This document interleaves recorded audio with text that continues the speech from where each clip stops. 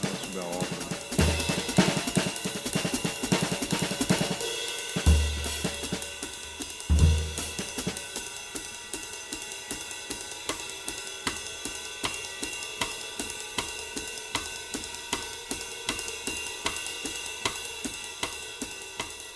Samuel Titã, você tem múltiplas atividades, você é professor, editor.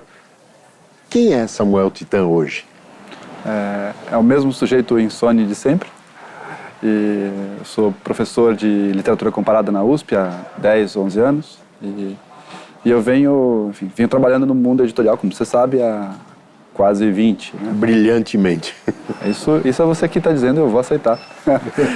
Como tradutor, comecei como tradutor de ficção, de não ficção, e aos poucos fui passando para o universo editorial, propriamente dito, para as funções editoriais, propriamente dito. Eu fundei uma coleção na COSAC na IFE, em 2000, que se chamava A Prosa do Mundo, que foi um sucesso de livraria. Era uma coleção de clássicos revisitados, como você sabe.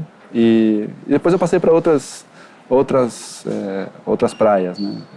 A Flip, o Instituto Moreira Salles, a Editora 34. Eu me divido um pouco entre essas Hoje coisas. você é diretor editorial do Instituto Moreira Salles. É isso. Há 6 anos, eu dirijo o setor editorial do Moreira Salles, né, que faz parte de um desejo de tornar as atividades e o acervo, a coleção de fotografia, a coleção de música do IMS. Que é uma coisa absolutamente fantástica. São coleções fantásticas. A coleção de fotografia está batendo em 1 milhão de fotos, sempre de fotógrafos brasileiros. E a gente se deu conta no IMS que jamais haveria grade de exposições capaz de expor tudo isso. Então a gente pensou o setor editorial do Moreira Salles como isso, como uma espécie de museu de papel, né? Fazer do livro o veículo para essa massa gigantesca e maravilhosa de material iconográfico, fotográfico, musical que está depositado lá. Você foi curador da Flip alguns anos atrás.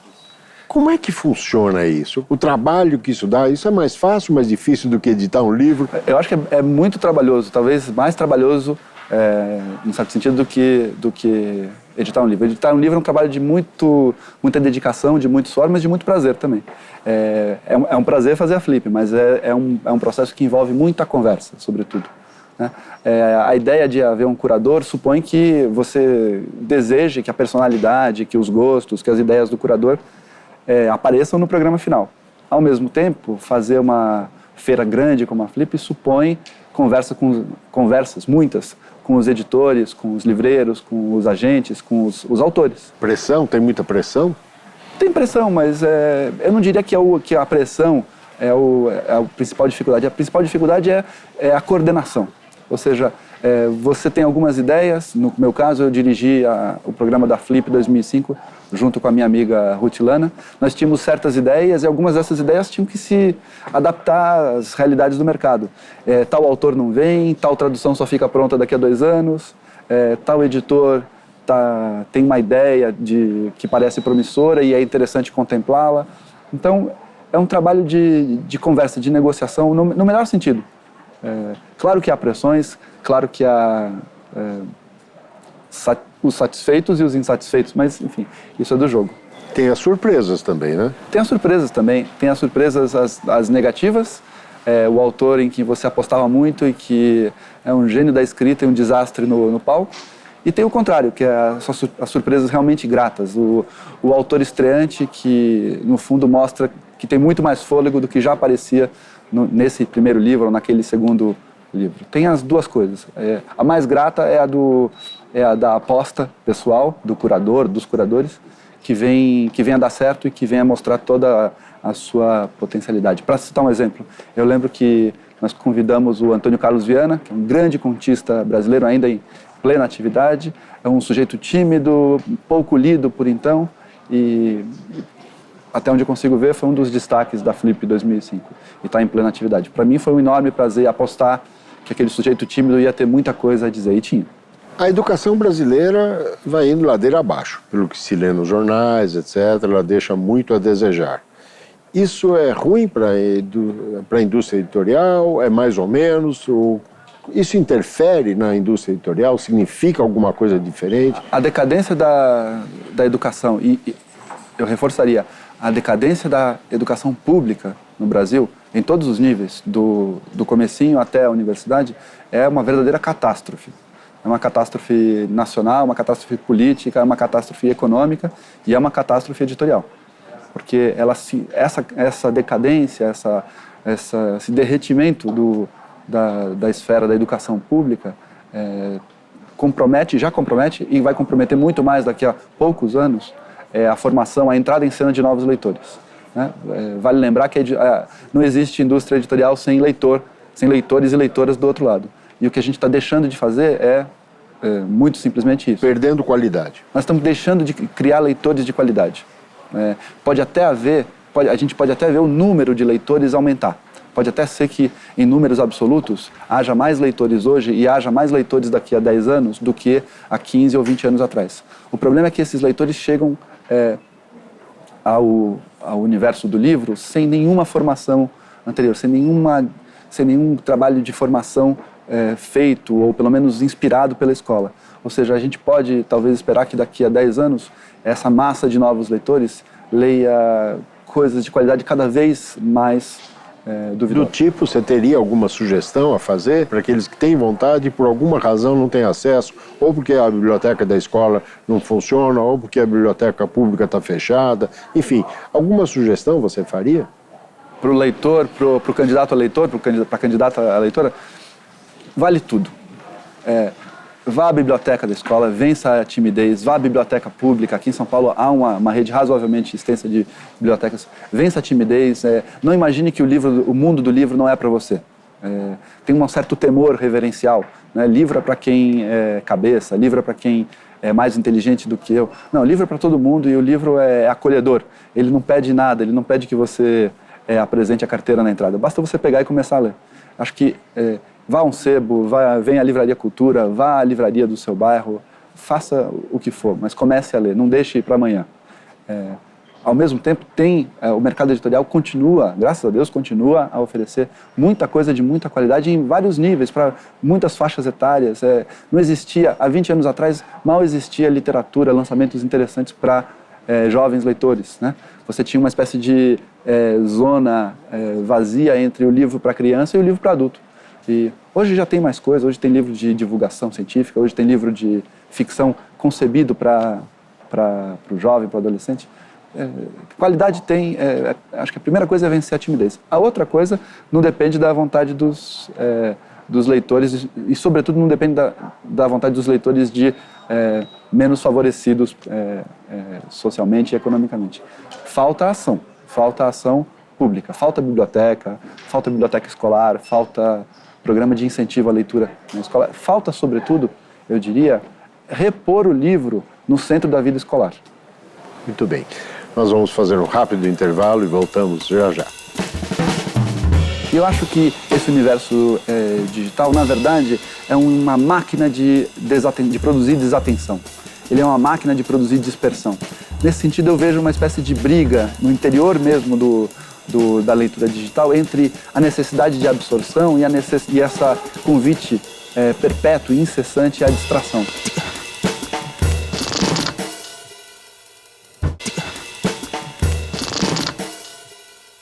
Muita mudança na área editorial?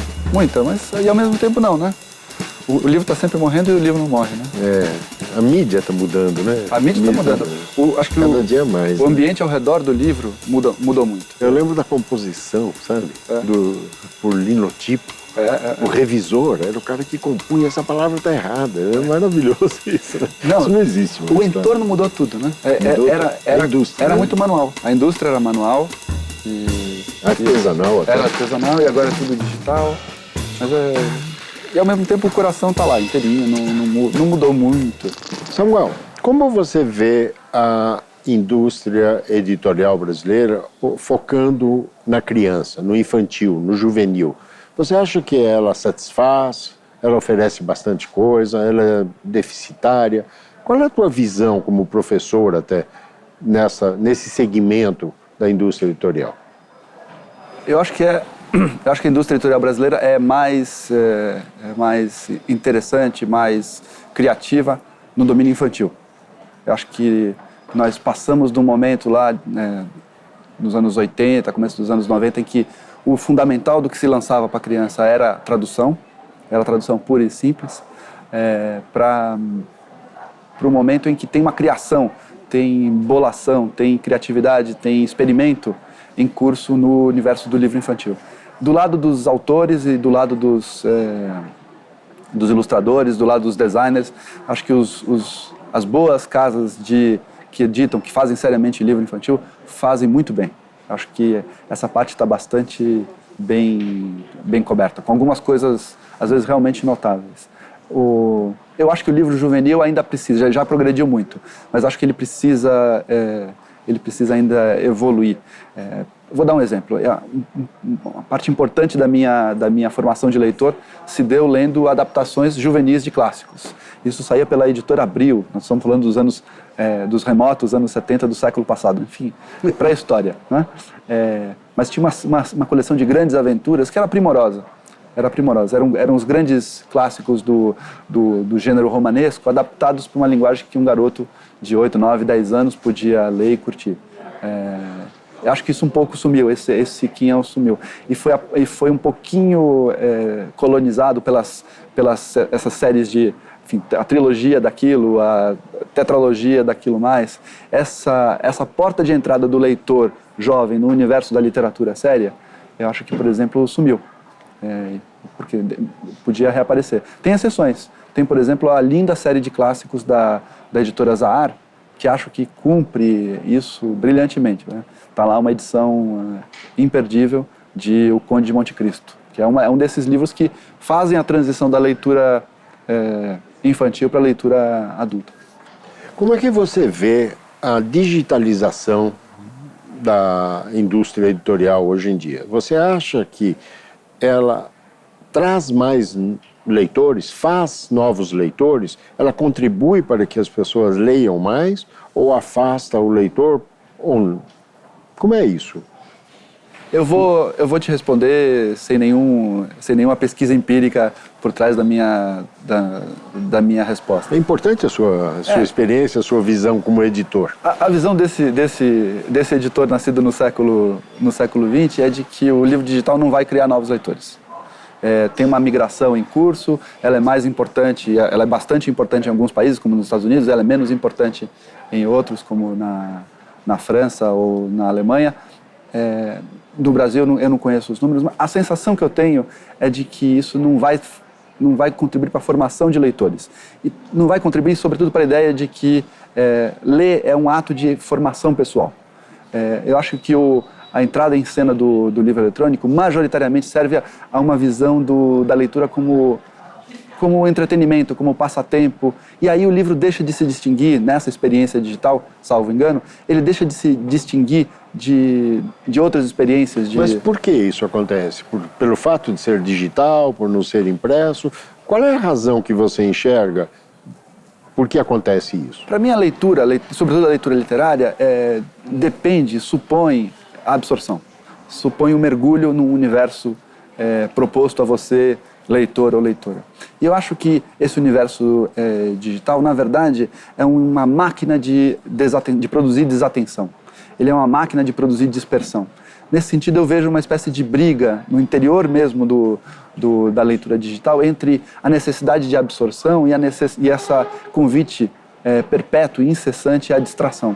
Eu não levo muito a sério essas ideias que circulam um pouco por aí de leitura colaborativa, disso, daquilo. Para mim, leitura literária, sobretudo, é uma coisa que se faz sozinho, em isolamento. Solitário, uma atividade solitária. É solitária.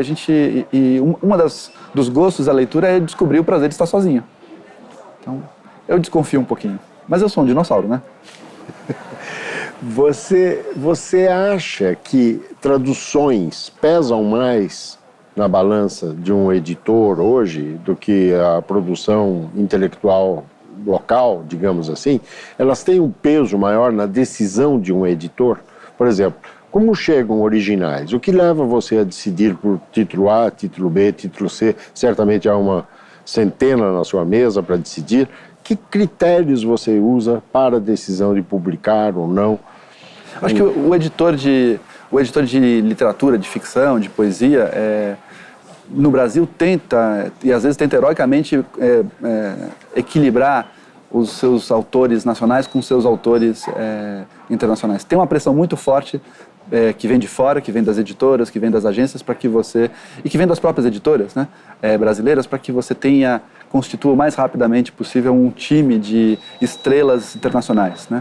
E estão na lista dos mais vendidos, que estão na lista dos mais vendidos, ou isso que é são importante. Acho que sim, para certo tipo de editora olha muito para isso. Materialmente sim, né? Claro, é certamente importante. E há casos de sucesso recente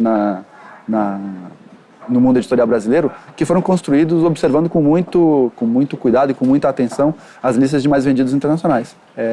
Vou citar um caso que me parece, desse ponto de vista, absolutamente notável e admirável, que é a Intrínseca, né, que se fez muito rapidamente com uma penetração comercial muito singular. Segmentado? Segmentada, é uma aposta clara, bem feita, bem conduzida. Então, nesse sentido, não é o tipo de livro que eu leio, mas eu admiro a condução do trabalho. Outras editoras mais tradicionais tentam balancear os autores nacionais e os estrangeiros. O que eu sinto entre os meus colegas é que há um enorme desejo de construir belas listas e belos programas de autores nacionais. E que isso é difícil. Alguns desses autores, os bons autores, já estão presos a uma editora, essa ou aquela editora. O tempo da escrita é necessariamente... A gente falou do tempo da leitura, mas o tempo da escrita também é feito de solidão, de vagar, de demora. Então, é difícil construir uma lista nacional. Ela demanda muito tempo, muita paciência e muito investimento. Nós vamos fazer mais um rápido intervalo e voltamos já já. O livro não é a isca para você entrar no mundo do consumo. O livro é a porta de entrada no mundo do debate, da ideia, da reflexão, das ideias, da reflexão e assim por diante.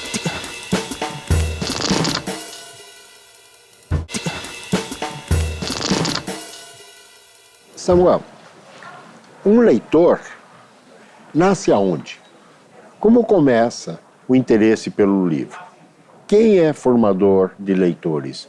A escola, a casa, os pais? Quem você acha que motiva uma pessoa a ler? Em primeiro lugar, os pais. Acho que tem que ter um lugar na vida familiar para o livro. Meus pais eram leitores e foi um pouco observando que eu fui atrás. Mas havia lugar, havia silêncio, havia respeito por esse ato esquisito que é parar de fazer todo o resto para começar a ler um livro. Acho que começa na casa, mas acho que eu tenho certeza que se não continuar na escola, vai ser majoritariamente de pouco fôlego. A formação de leitores, então, na sua opinião, começa em casa. Começa então, eu concordo com você. Eu também acho que é nesse caminho que a coisa, o bichinho pica, né? A criança é contaminada. Então, que campanha publicitária, na sua opinião, poderia o governo ajudar para que isso acontecesse?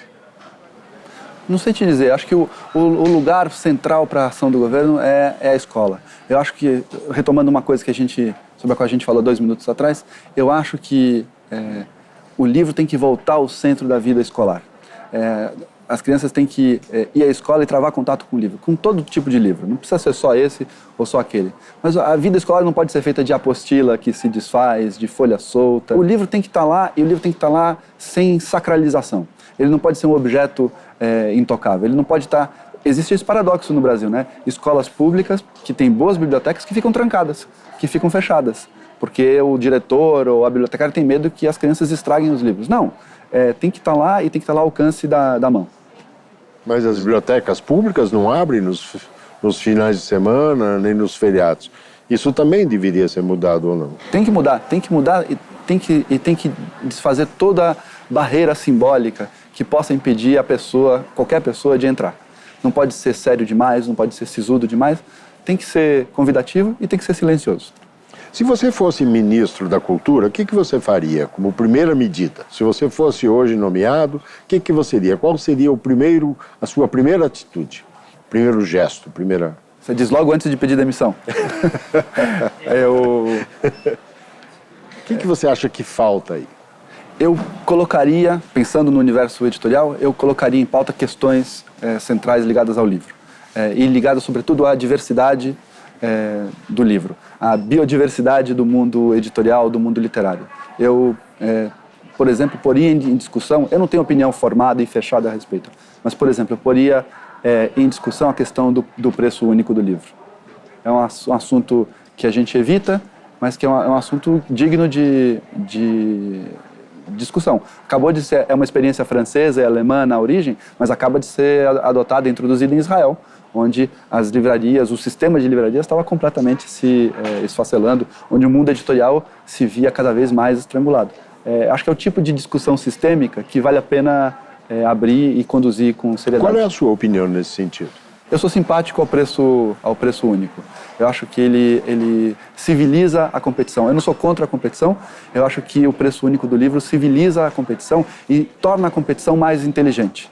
Acho que a competição nos moldes do quem dá o maior desconto vai aos poucos tornando o mercado selvagem, vai aos poucos retirando criatividade do mercado para que todo mundo olhe apenas para esse fator. Por que você acha que as empresas que praticam essa guerra de preços, usam o livro para ofertar? Boa pergunta, porque no fundo, às vezes a gente tem a sensação de que um certo tipo de player do varejo usa o livro como uma isca para vender uma outra coisa qualquer. Na verdade, a gente vê, às vezes, o livro a descontos selvagens de 40%, 50%, 60%, 70%. E aí você começa a se perguntar, essa empresa de fato quer fazer uma atividade séria nesse domínio do livro? Ou o livro é uma espécie de fetiche cultural que ela utiliza para vender uma outra coisa qualquer, aí sempre com descontos bem menos. O que é muito provável, porque aquele que compra um livro de culinária, por exemplo, ele no dia seguinte recebe uma oferta de comprar um ralador de queijo. Exatamente, ou é por aí que a coisa... um espremedor de limão. É por aí que a coisa vai. Esse é o tipo de coisa que eu acho que... É para angariar este cliente. Eu acho. Então, eu acho que é uma o livro se presta para uma nova coisa que nós estamos descobrindo agora. Pois é, infelizmente. Para atrair consumidores de outras coisas que nós todos somos, né? Exato. Mas é assustador que o livro esteja virando ou possa virar isso, apenas isso. E as pessoas vão perceber isso, na sua opinião? Isso terá uma continuidade? As pessoas... Pô, eu vou comprar um livro porque eu gosto do livro. Se eu pagar... Eu não vou comprar um espremedor de limão porque eu comprei um livro de culinária. Ou isso... Eu acho que isso é um fenômeno de massa e dificilmente a gente vai controlar isso. O que eu acho importante é criar lugares... nichos, centros, núcleos, onde a regra é outra, onde algo de diferente pode se dar em torno do livro, né? O debate, a conversa, a feira literária, o colóquio acadêmico, a livraria. Falta livraria no Brasil, falta diversidade. As feiras literárias são boas para isso? Faltam livrarias? As feiras são Eu acho que as feiras literárias, que são uma coisa que é um fenômeno que se expandiu enormemente no Brasil nos últimos 10 anos, são no geral benéficas. Tem flips para tudo quanto é lugar no Brasil. Tem flip para tudo quanto é lugar, inclusive em Paraty. Só Paraty, exatamente. Tem flip até em Paraty. Não, eu acho isso excelente.